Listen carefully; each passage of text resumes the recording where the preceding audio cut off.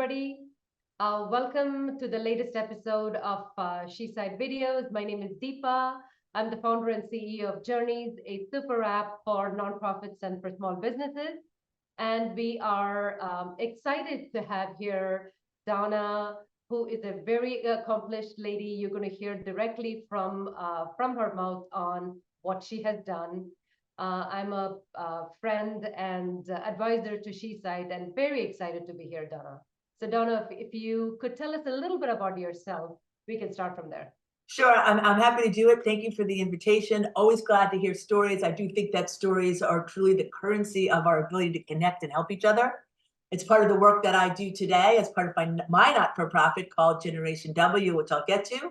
I think by being I was a young female athlete, love to play, love to compete. Played so many sports when I was young, when it wasn't exactly popular for girls to do that. I actually think standing in that space and saying, hey, I'm going to do what I love, and building those muscles of conviction and confidence have framed the way I've moved through life.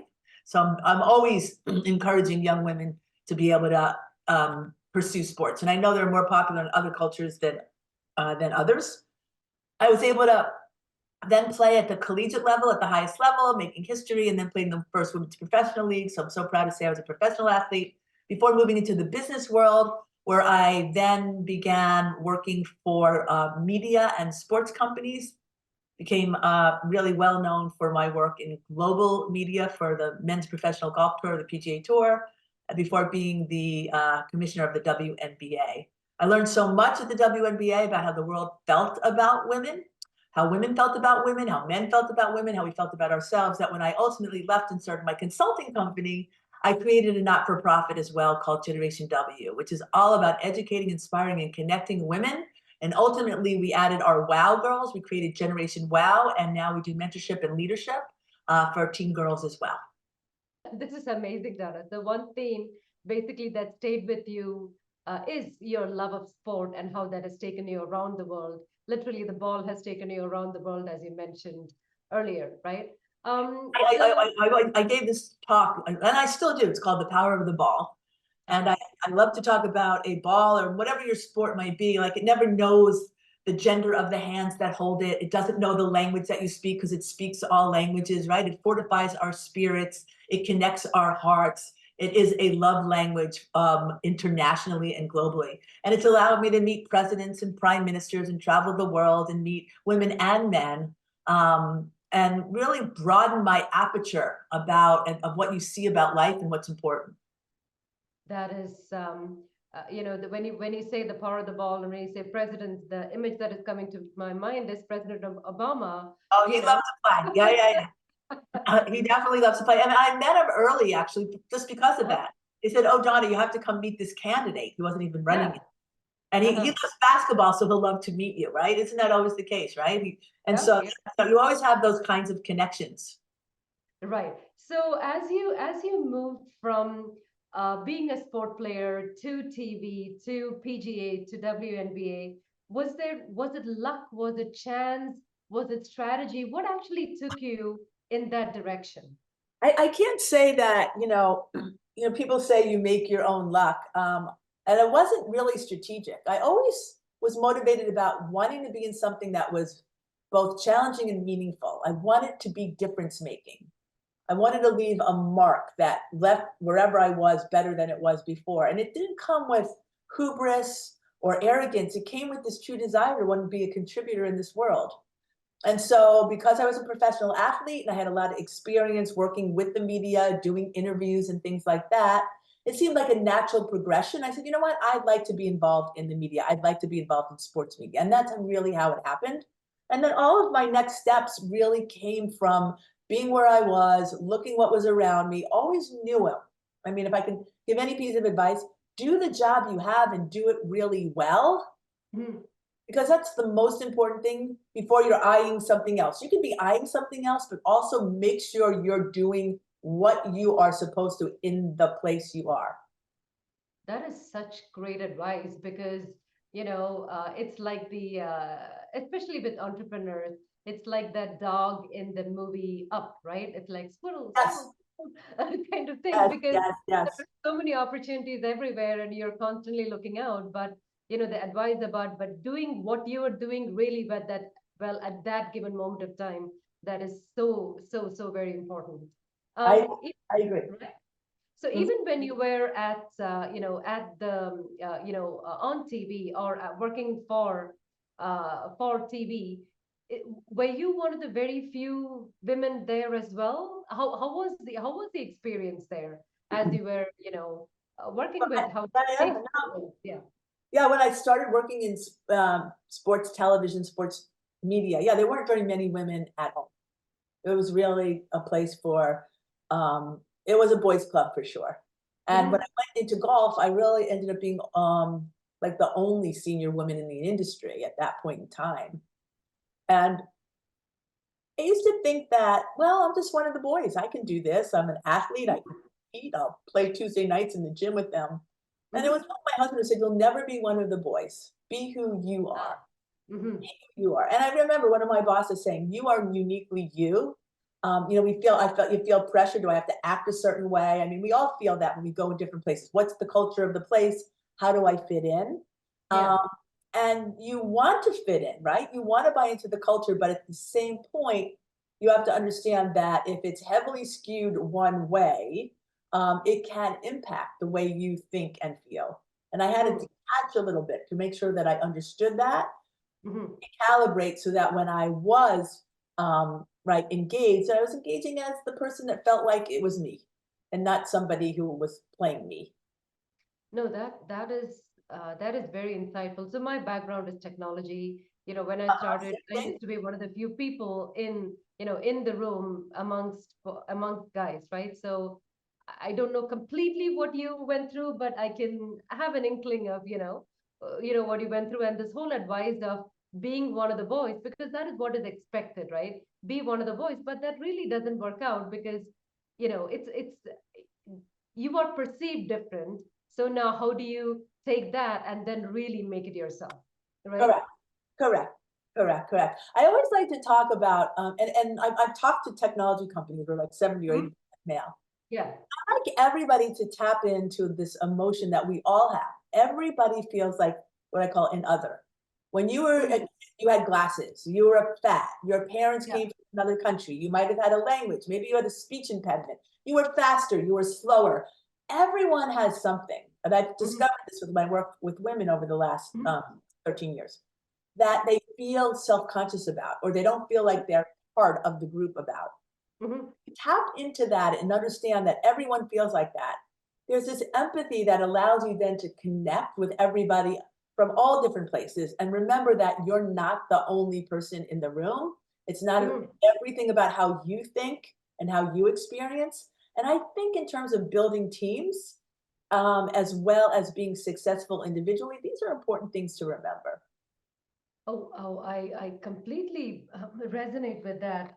It resonates with me. We've done these. I'm sure you've done this too, Donna, where we've done these exercises of diversity and inclusion exercises where you go to a room and you say, hey, if you had a single parent, go stand there. Everybody look at you. You look at them. Oh, if you're in the military, do that. If you had a family of Yeah, illness, right? So then you realize that you're so right. Everybody is different, right? Again, you everybody's look, different. Right. right? Yes.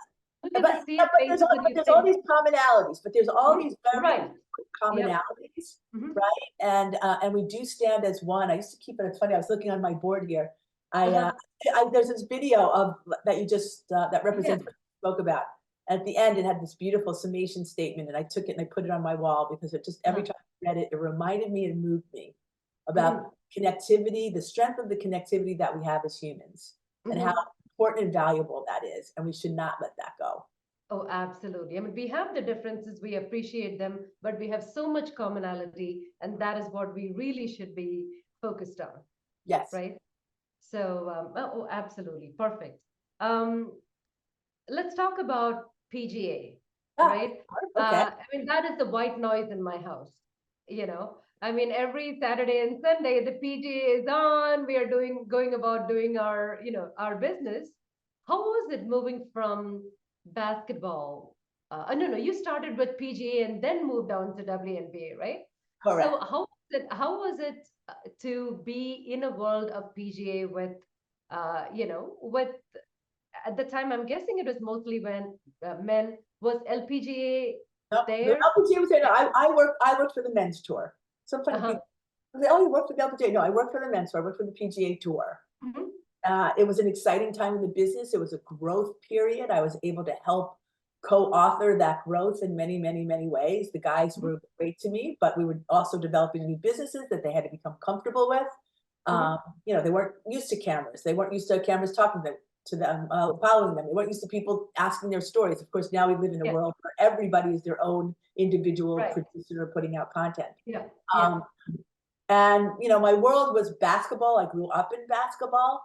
And I thought going back to basketball would be pretty easy. I figured, what's the big deal, right? I'm going from Mhm. now a small ball, a little white ball, to a big brown ball. I Mhm. was going from, okay, outdoors back into indoors. I didn't have to worry Mhm. about rain. They were all elite athletes. So that was similar. And yet Uh-huh. nothing really could have prepared me for the cultural difference, from the overall zeitgeist um, Mm. of prejudice and bias and homophobia and racism and sexism, all these things that kind of surrounded um, Mm. the WNBA at the time. I think it's Mm. gotten better, but even Mhm. so, it was like a shot in the face. It was like cold water. And I'm like, oh my goodness, I was not expecting this. Perhaps I should have. Mm. It actually inspired me to dig in, understand, and then work to make things different. So when you're, I mean, what you're talking about is something that is so societally some things that have to change, right? So how were you able to, where did you use media for that purpose? Were there cultural changes that needed to be done? Can I can think, you can you touch a little bit about that? well, listen, the cultural changes are, I mean, we're seeing after how many years, like I love Billie Jean King. I think all of us globally who are Mhm. women and men, we have to remember this isn't just about women, it's about all of us, right? You elevate a woman, you elevate all of us, you elevate the world. And Mhm. having done work with NGOs who utilize sports globally, whether it be in Africa or Asia, taking young girls on hikes in Kathmandu, or whether it's a soccer team in Kenya, all of those experiences not only lift young girls up in their confidence, their physical skills, but all the men in those communities begin to look at them differently as well. And so Mhm. these are really, really important things. And so what we try to do is, one, I never worried about the athletes. They were so spectacularly talented and they were so generous with their spirit and how they interacted. That was natural to them. Who they are was Mhm. how they connected with people. But then it was really how people thought about them. Oh, this is not a Ah. business it's not commercially viable. Well, guess what? We're going to show you it's commercially viable. Mhm. And so we built our attendance. Everyone said, no, no, no, you're going, wait, no, no, okay, wait. We were up 1%, up 2%, we're up to, all of a sudden we're up 5%. We built our sponsorships in the time when it was a recession and everyone said everyone else's business is going this way, our business is going that way. We built our merchandise. We gave people consistent proof points of success that they can point to and say, yes, that is going somewhere. Yes, that has value. And you know what? I think it has value. I need to be supported. And then when we gave them the support by giving them more media, we still had some of the highest television ratings in those days. Then people started to, we're like lemmings. They start following. Yeah. And here we are, right? In 2024, and women's sports are one of the hottest tickets. It's really one of the, and now very much appreciated and investable businesses, women's Mhm. sports. Mhm. From every single angle, finally, people are appreciating the fact that women and women's sports are a viable commercial business, but that women have the right and the opportunity to play, get resources, and the most important thing, right? They're just as much fun to watch as the men, and in many Yeah. Yeah. cases, they Mhm. can be even more fun. Yeah, for sure, for sure. The ones that that I know is that my son and my husband prefer watching the LPGA because Mhm. they said that that has more technique. That they like the techniques a lot better. So the other one might be pure power, whereas this is really techniques and you can really learn from them, right? Absolutely, absolutely. And we're seeing that in basketball too. Interestingly enough, I heard one of the most famous NBA coaches just the other day talking about how they have to teach fundamentals. You don't have to Ah, teach women fundamental basketball. They play fundamental basketball. Yes. It's because they're not going to jump from the free throw line and dunk it. That might be a highlight.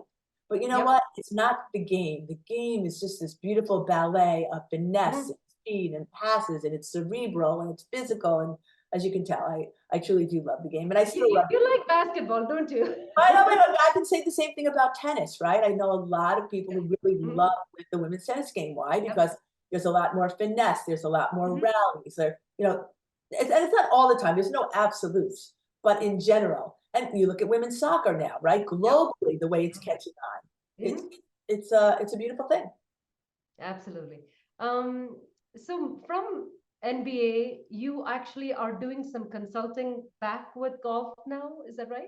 I did that when I first set up my company. Was a while ago. The golf industry was looking to grow, and not surprisingly, when a consulting company came in, they said, where you're going to grow most is to bring women to the game. And I was like, duh, we could have told you that a long time ago. What you do is when you peel back the onion and you look at an industry that actually catered to mostly men, was serviced by men, it just didn't feel like a comfortable place for, I think there were like 35 million women who were open to playing the game. That was more than the base of the current players that they had.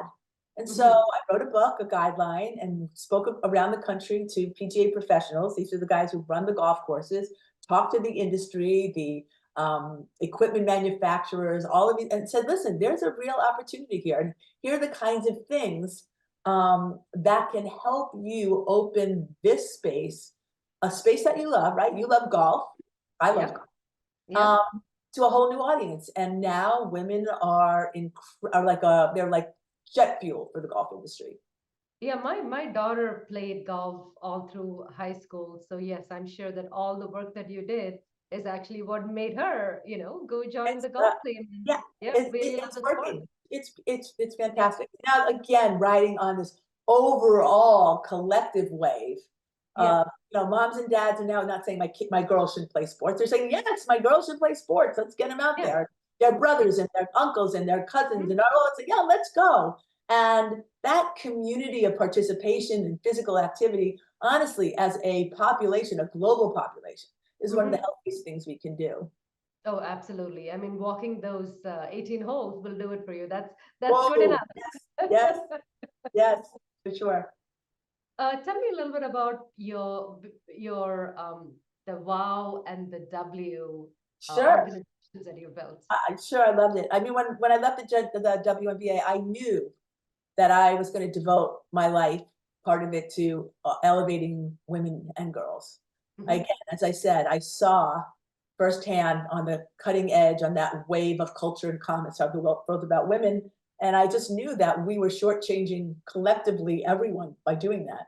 And I wanted to be a part of helping to create opportunity, elevating voices, building communities in a way that they were more vibrant and healthy and equitable. And so when I came back to my home in the South, I created an organization called Generation W. No one knew what I was talking about, but I had traveled all around the world speaking. I had met everybody, all these wonderful women and men, and they said, if you do this, we'll come. And so I created, and of course, I have my backgrounds in production. So I was a producer, director, writer. I mean, once you're always that. And so I created a program called Generation W about educating, inspiring, and connecting women. We had like 50 speakers in year one, 700 people showed up. I didn't plan it for year two. People said, you must do it again. I said, okay, we'll do it again. And then 970 women showed up, and we had girls participate. And questions for the girls were simple. Who are you? What's important to you? How do we help you? Incredibly moving. And within 10 months, we launched Generation WOW, which is our Teen Girl program, a mentorship and leadership program. And women always want to pay it forward as well. And we wanted to give them a way to do that was constructive and productive and progressive.